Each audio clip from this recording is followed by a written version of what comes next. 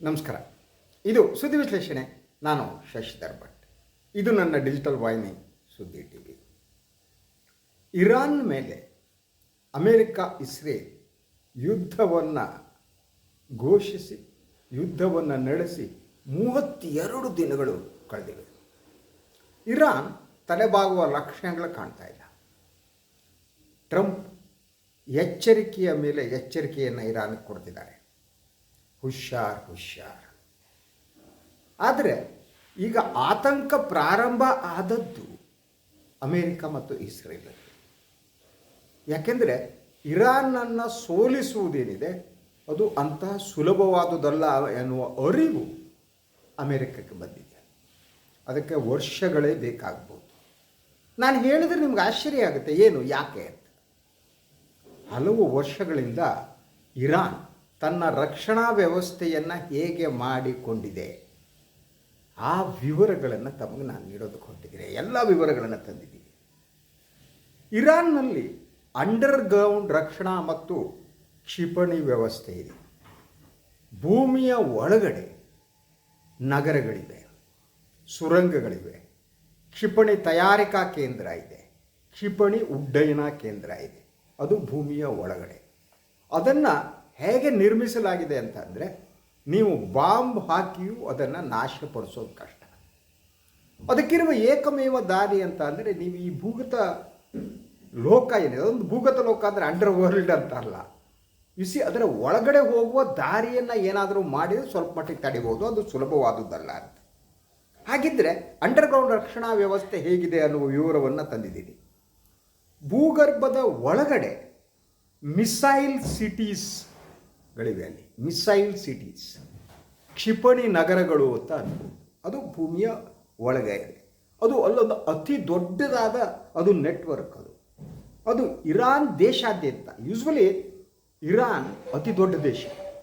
ಆ ಇರಾನ್ ದೇಶದಾದ್ಯಂತ ಭೂಮಿಯ ಕೆಳಗೆ ಸುಮಾರು 500 ಮೀಟರ್ ಆಳದಲ್ಲಿ, ಎಷ್ಟು ಹೇಳಿ, 500 ಮೀಟರ್ ಆಳದಲ್ಲಿ ಕ್ಷಿಪಣಿ ನೆಲೆಗಳನ್ನು ನಿರ್ಮಿಸಲಾಗಿದೆ.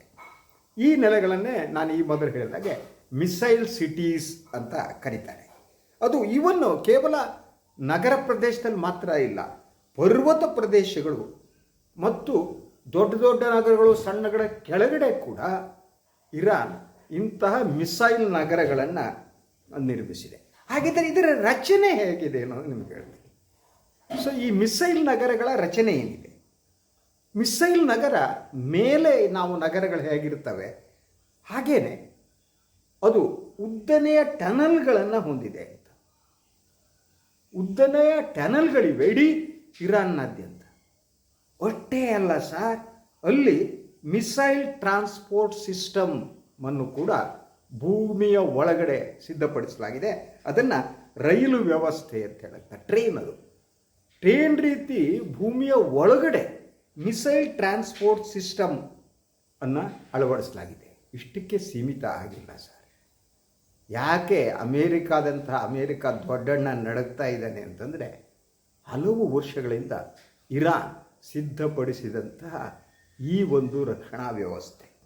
ಇಲ್ಲಿ ವರ್ಟಿಕಲ್ ಲಾಂಚ್ ಸಿಲೋಸ್ ಅಂತ ಅಂದರೆ, ಅದು ಕ್ಷಿಪಣಿ ಉಡಾವಣೆಯನ್ನು, ಅದು ನೇರವಾಗಿ ಕ್ಷಿಪಣಿಯನ್ನು ಹಾರಿಸ್ಬೋದು.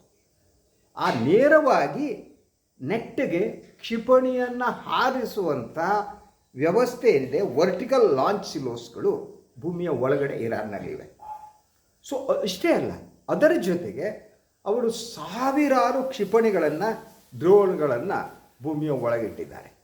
ಆದ್ದರಿಂದ ಈಗ ಅಮೇರಿಕ ಇಸ್ರೇಲ್ಗೆ ಇರಾನ್ ತೋರಿಸ್ತಾ ಇರೋದು ಟ್ರೇಲರ್ ಮಾತ್ರ. ಅದಕ್ಕೆ ಆಸಕ್ತಿ. ಅದಕ್ಕೇ ಮೊನ್ನೆ ಇರಾನ್ ಏನು ಹೇಳ್ತು ಹಾಗಿದ್ರೆ, ಅಮೇರಿಕಾಗೆ ಒಂದು ಇರಾನ್ ಎಚ್ಚರಿಕೆಯನ್ನು ಕೊಟ್ಟಿದೆ. ಬನ್ನಿ, ನಿಮ್ಮ ಶವಪೆಟ್ಟಿಗೆ ಇದೆಯಲ್ಲ, ಶವಪೆಟ್ಟಿಗೆ ಉದ್ಯಮ ದೊಡ್ಡದಾಗಿ ಬೆಳೆಯುತ್ತೆ, ನಿಮ್ಮ ಸೈನಿಕರನ್ನು ಕಳಿಸ್ತೀವಿ ಶವಪೆಟ್ಟಿಗೆಯಲ್ಲಿ ಹಾಕಿ ಅನ್ನೋ ಮಾತನ್ನು ಇರಾನ್ ಹೇಳಿದೆ. ಸೊ ಈ ಮೂಲಕ ಏನು ಭೂಮಿಯ ಮೇಲೆ ದಾಳಿ ನಡೆಸುವ ಒಂದು ಆಲೋಚನೆ ಇತ್ತಲ್ಲ ಅಮೇರಿಕದ್ದು, ಆ ಆಲೋಚನೆಗೆ ಭಯ ಬರುವಂತೆ ಮಾಡಿದೆ ಇರಾನ್. ಯಾಕಂದರೆ ಯಾವುದೇ ಯುದ್ಧ ಇರಲಿ, ಕೇವಲ ನೀವು ನೌಕಾ ನೆಲೆಗಳನ್ನು ಬಳಸಿಯೋ ವಾಯು ನೆಲೆಗಳನ್ನು ಬಳಸಿಯೋ ಯುದ್ಧವನ್ನು ಗೆಲ್ಲಕ್ಕಾಗಲ್ಲ. ಯುದ್ಧವನ್ನು ಗೆಲ್ಲಿದರೆ ಭೂಮಿಯ ಮೇಲೆ ಸೈನ್ಯ ಮೂವ್ ಆಗಬೇಕು, ಆಕ್ರಮಿಸಬೇಕು. ಈ ಆಕ್ರಮಣ ಮಾಡುವುದಕ್ಕೆ ಈಗ ಇರಾನ್ ಮೇಲೆ ಮಾಡೋದಕ್ಕೆ ಅಮೇರಿಕ, ಇಸ್ರೇಲ್ ಸಿದ್ಧಗೊಳ್ತಾ ಇದೆ.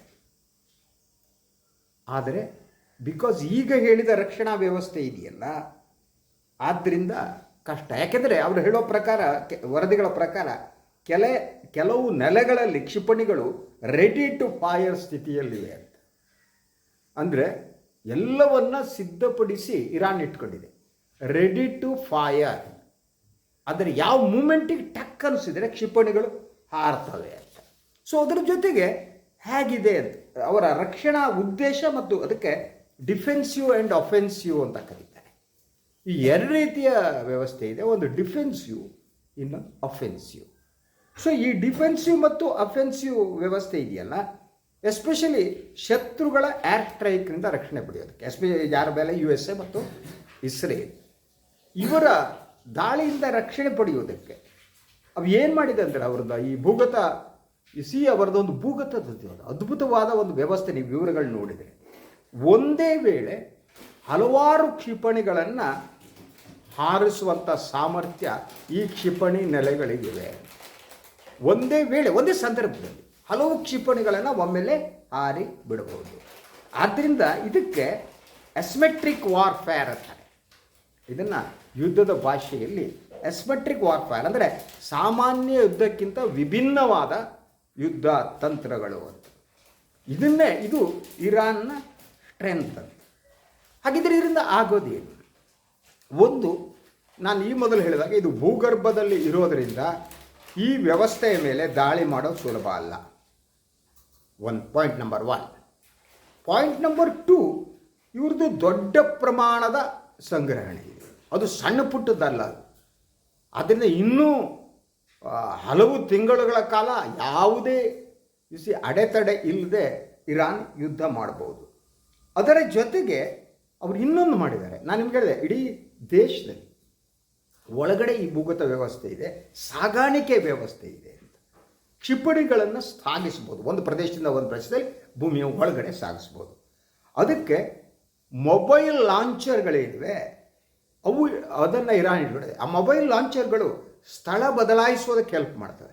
ಅಂದರೆ ನೀವೆಲ್ಲ ನೋಡಿ ಇಲ್ಲಿದೆ ಅಂತ ದಾಳಿ ಮಾಡೋ ಹೊತ್ತಿಗೆ ಮೊಬೈಲ್ ಲಾಂಚರ್ ಇನ್ನೊಂದು ಕಡೆ ಶಿಫ್ಟ್ ಆಗಿಬಿಟ್ಟಿರ್ತವೆ. ಅದು it's A time is the most important thing. So ಇದರ ಜೊತೆಗೆ ಏನಾಗುತ್ತೆ ಹಾಗಿದ್ದರೆ ತಜ್ಜರು ಇದ್ರ ಬಗ್ಗೆ ಏನು ಹೇಳ್ತಾರೆ? ಒಂದು, ಇಡೀ ಯುದ್ಧದ ಪರಿಣಾಮದ ಬಗ್ಗೆ ತಜ್ಜರು ಹೇಳ್ತಾರೆ, ಸಂಪೂರ್ಣವಾಗಿ ಈ ವ್ಯವಸ್ಥೆಯನ್ನು ನಾಶಪಡಿಸೋದಕ್ಕೆ ಸಾಧ್ಯ ಇಲ್ಲ. ಈಗಲೂ ಕೂಡ ಇರಾನ್ನ ಇಡೀ ಇಂತಹ ವ್ಯವಸ್ಥೆಯ ಪ್ರತಿಶತ 30ರಷ್ಟು ಸದೃಢವಾಗಿದೆ, ಏನೂ ಮಾಡೋದಕ್ಕೆ ಸಾಧ್ಯ ಆಗ್ತಾ ಇಲ್ಲ. ಸೊ ಅದರ ಜೊತೆಗೆ ಇರಾನ್ನ ಕ್ಷಿಪಣಿ ತಯಾರಿಕೆ ಮತ್ತು ಉಡಾವಣಾ ವ್ಯವಸ್ಥೆ ಇದೆಯಲ್ಲ, ಅದು ಭೂಗರ್ಭದ ಒಳಗೆ ಇರುವುದರಿಂದಾಗಿ ನೀವು ಯುದ್ಧವನ್ನು ಮಾಡ್ತಾನೆ ಅವರು ಹೊಸದಾಗಿ ಕ್ಷಿಪಣಿಗಳನ್ನು ಸಿದ್ಧಪಡಿಸ್ಬೋದು, ಉಡ್ಡಯನ ಮಾಡ್ಬೋದು. ಅದು ಮುಗಿತು ಅಂತಿಲ್ಲ, ಭೂಮಿ ಮೇಲಿದ್ದರೆ ಬೇರೆ ಅಂತ. ಸೊ ಅದಕ್ಕೆ ಉತ್ಪಾದನೆಗೆ ಅವ್ರು ಏನು ಮಾಡ್ತಿದ್ದಾರೆ ಅನ್ನೋದನ್ನು ಹೇಳ್ತೀನಿ ನಿಮಗೆ. ಒಂದು, solid fuel, liquid fuel missile ಪ್ಲ್ಯಾಂಟ್ಸ್ಗಳನ್ನು ಅವರು ಸಿದ್ಧಪಡಿಸಲಾಗಿದೆ. ಅದು ಯಾವ್ಯಾವ ಪ್ರಮುಖ ಸ್ಥಳಗಳಲ್ಲಿದೆ ಅಂತ ಅಂದರೆ ಕೋಜಿರ್ನಲ್ಲಿದೆ, ಪರಾಚಿನ್ನಲ್ಲಿದೆ, ಶಹರಾನ್ನಲ್ಲಿದೆ. ಸೊ ಕೆಲವು ಕಾರ್ಖಾನೆಗಳು ಹಾಳಾಗಿವೆ ಸ್ವಲ್ಪ ಮಟ್ಟಿಗೆ ಅಂದರೂ ಕೂಡ ಸಂಪೂರ್ಣವಾಗಿ ಅದು ನಿಲ್ಲಿಸಿಲ್ಲ. ಹಾಗಿದ್ದರೆ ಇವ್ರ ಬಳಿ ಇರುವ ಕ್ಷಿಪಣಿಗಳು ಯಾವುವು? ಇರಾನ್ ಬಳಿ ಒಂದು ಸೆಜಿಲ್ ಅನ್ನುವುದು, ಅದು 2500 ಕಿಲೋಮೀಟರ್. ಗೊತ್ತಿರ್ಬೋದು, ಅಮೇರಿಕ ಯಾರೋ ಎಕ್ಸ್ಪೆಕ್ಟೇ ಮಾಡಿರಲಿಲ್ಲ. ಡಿಯೋ ಗಾರ್ಸಿಯಾ ನೆಲೆ ಇದೆಯಲ್ಲ, ಆ ನೆಲೆಯ ಮೇಲೆ, ಅದು ಇಂಗ್ಲೆಂಡ್ ಮತ್ತು ಅಮೇರಿಕಾದ ನೆಲೆ ಮೇಲೆ ಕ್ಷಿಪಣಿ ಹಾರಿಸಿದ್ದು ಇದೇ ಸೆಜಿಲ್ ಮೂಲಕ. ಸೆಜಿಲ್ ಏನಿದೆ ಅದು ಅವರ 2500 ಕಿಲೋಮೀಟರ್ ರೇಂಜ್ ಇದೆ. ಅದಕ್ಕೆ ಕೈಬಾರ್ ಇದೆ, ಅನಂತರ ಇಮಾದ್ ಇದೆ, ಶಹದ್ದಾದ್ ಇದೆ, ಸೀರಿಯಸ್ಗಳಿವೆ. ಕ್ರಿಸೈಲ್ ಮಿಸೈಲ್ಗಳು ಕೂಡ ಅವರು ಅಭಿವೃದ್ಧಿಪಡಿಸಿದ್ದಾರೆ. ಅದರಲ್ಲಿ ಹೈಪರ್ಸಾನಿಕ್ ಮಿಸೈಲ್ ಕೂಡ ಇದೆ ಇರಾನ್ ಬಳಿ, ಅದು ಕೂಡ ಅಭಿವೃದ್ಧಿಪಡಿಸಿದ್ವಿ. ಇದನ್ನು ಹೇಗೆ ಉಡ್ಡಯನ ಮಾಡ್ತಾರೆ, ಯಾವ ವ್ಯವಸ್ಥೆ ಇದೆ ಇರಾನ್ನಲ್ಲಿ ಅನ್ನೋದು. ಒಂದು, ಅಂಡರ್ಗ್ರೌಂಡ್ ಸಿಲೋ ಲಾಂಚ್. ನಿಮಗೆ ಹೇಳಿದೆ ಮೊದಲನೇದಾಗ ಅಂಡರ್ಗ್ರೌಂಡ್ ಯಾವ ರೀತಿ ವ್ಯವಸ್ಥೆ ಇದೆ ಅಂತ. ಅಂಡರ್ಗ್ರೌಂಡ್ನಿಂದನೇ ಒಂದು ಹಾರಿಸ್ಬೋದು. ಇನ್ನು ಮೊಬೈಲ್ ಟೆಲ್ ಲಾಂಚರ್ಸ್ ಅಂತ, ಅದು ರೋಡ್ ಬೇಸ್ಡ್, ಅದು ರಸ್ತೆ ಬೇಸ್ಡ್, ಅದರ ಮೂಲಕ ಹಾರಿಸ್ಬೋದು. ಇನ್ನು ನೇವಲ್ ಪ್ಲ್ಯಾಟ್ಫಾರ್ಮ್ಸ್, ಶಿಪ್ಪು ಸಬ್ಮರೀನ್ಗಳು ಅಲ್ಲಿಂದ ಮಾಡ್ಬೋದು. ಅದರ ಜೊತೆಗೆ ಬಹಳ ಮುಖ್ಯವಾಗಿ ಇನ್ನೊಂದು ಹೇಳಬೇಕು ನಿಮಗೆ, ಈ ಯುದ್ಧದಲ್ಲಿ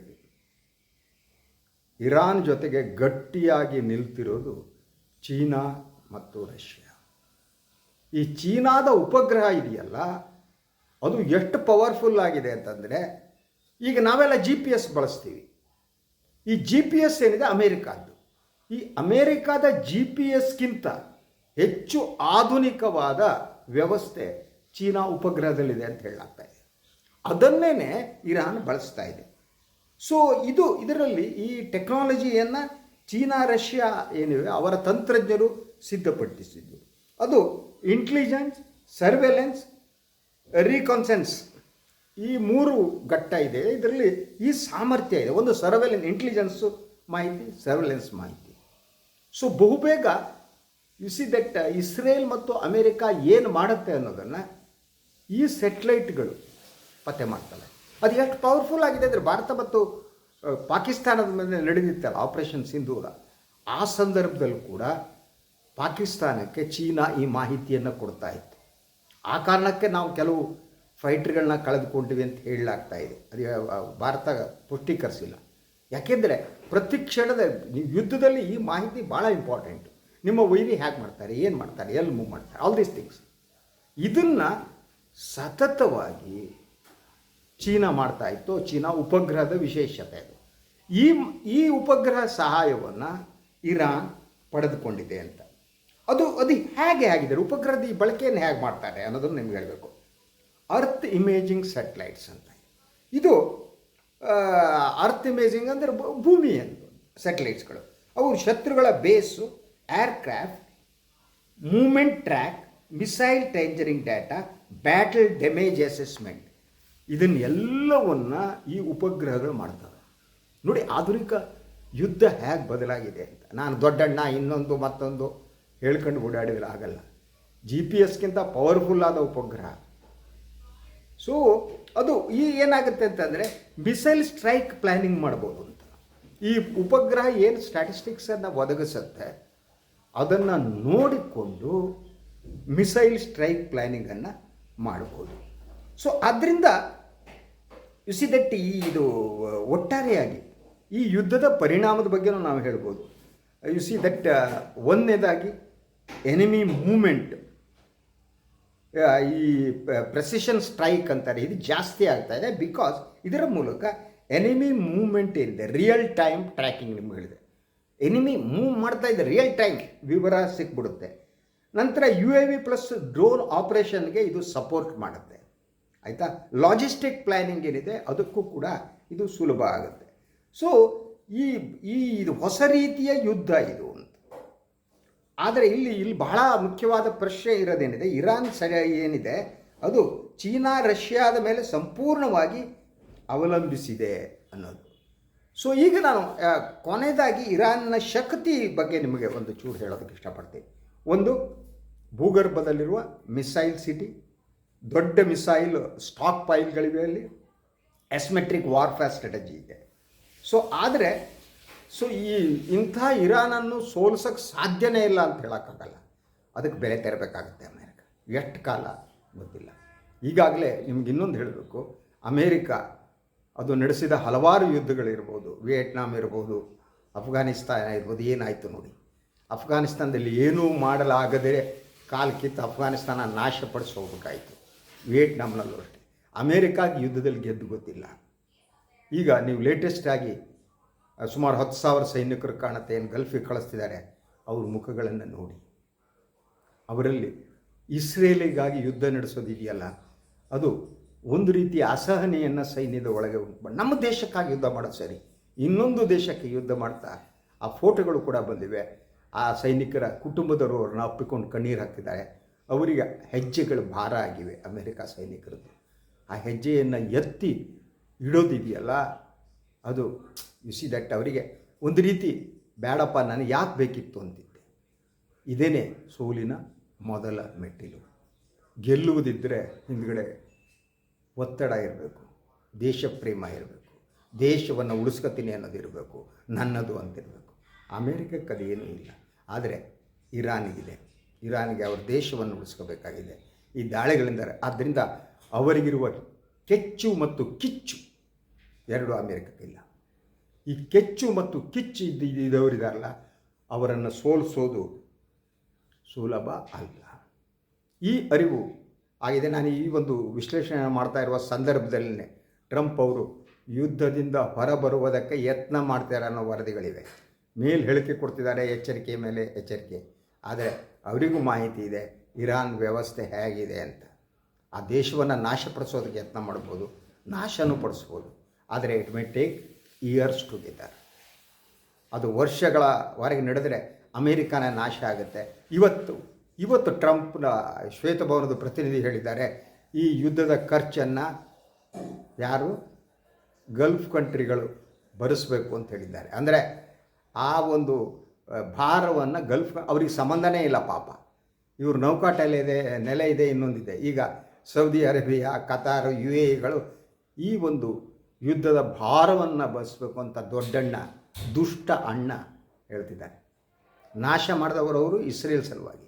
ಈಗ ಇನ್ನೊಂದು ದೇಶದವರು, ಗಲ್ಫ್ನವರು ಆ ವೆಚ್ಚವನ್ನು ಭರಿಸ್ಬೇಕಂತೆ. ಯಾಕೆಂದರೆ ಅಮೇರಿಕ ಸೀರಿಯಸ್ ಆದ ಆರ್ಥಿಕ ಸಂಕಷ್ಟಕ್ಕೆ ಸಿಲುಕೋ ಚಾನ್ಸಸ್ ಇದೆ. ಅದರ ಜೊತೆಗೆ ಆಹಾರ ವಸ್ತುಗಳ ಸಾಗಾಣಿಕೆ ಕೂಡ ಕಷ್ಟ ಆಗಿದೆ. ಇರಾನ್ ಬಿಡಲ್ಲ, ಅವರು ಸಾಯೋದಕ್ಕೂ ಸಿದ್ಧ. ನಾನು ಇನ್ನೊಂದು ಸಂದರ್ಭದಲ್ಲಿ ಹೇಳಿದ್ದೆ, ಯಾರು ಸಾವಿಗೆ ಬೆದರುವುದಿಲ್ಲವೋ ಅವ್ರನ್ನ ಕೊಲ್ಲೋದು ಕಷ್ಟ, ಸಾವಿಗೆ ಹೆದರುವವರನ್ನು ಮಾತ್ರ ಕೊಲ್ಲೋದು ಸುಲಭ.